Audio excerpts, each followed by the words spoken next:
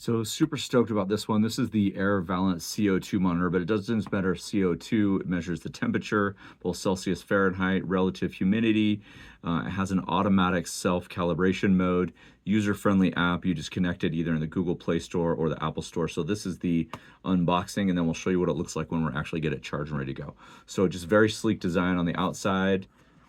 On the inside, this is the product, right? So it's this little tiny square monitor, and it pops out, and you can see here it does have a screen that goes through. It has a speaker and alarm on both sides. There's your charging port, which is a USB-C charging port. If we go out the rest of the box, we're going to have an instruction guide, shows you how to connect to the app. You can obviously scan the QR code, download that there. Goes through all of the instructions, and to get more information with the user manual right here. And then on the bottom side, you're going to have a USB-C to classic USB. So what we will do is we will get this charge plugged in, and I'll show you after this what it looks like once it's... So this is the device. We've got it plugged in. It's obviously charging. It took me less than a minute to connect to my phone and download the app. There was a firmware update that I needed to update. I'll show you what that looks like when we jump into the screen sharing of the app. But obviously you can see here it's charging. That's 1481, now 1523 parts per million CO₂. Once it hits 2000, that's when the alarm will sound. And you can also see right there in that bottom right corner, it is connected to Bluetooth. So let me jump into the actual app itself. So I'm actually gonna flip the screen so you can follow what's going along in the app itself.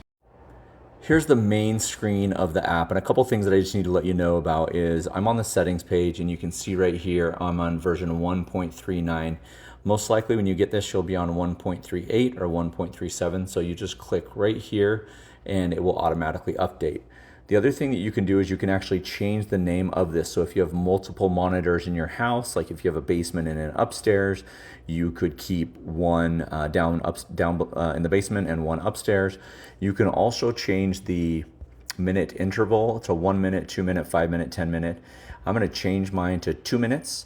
You can turn the sound on or off, and you'll notice that it's actually changing on the device. You can't see the device, but then you can have notifications on or off here, and you can have it check. The beep will go when it's 2000 particles per million or parts per million CO₂, and you can do every time or once. So that's the settings part. And when you go jump on data, you're gonna see some information here. You're obviously gonna see the parts per million, and it'll be kind of almost like a heart monitor where it's going up and down just based on what's happening in the house. You can see the temperature, and you can see the humidity. Now, I haven't set up the humidity or the temperature yet as far as to measure that inside the house. But when you click on home, you're just going to see what you saw on the device. So if you had two connected, obviously there'd be one on the top, one on the bottom. You can see that it's named basement. So when I click there, it then takes me to the data page, which after 24 hours, I could see that data. I can also download that data if I wanted to do that, and I can see a calendar of anything from the past month.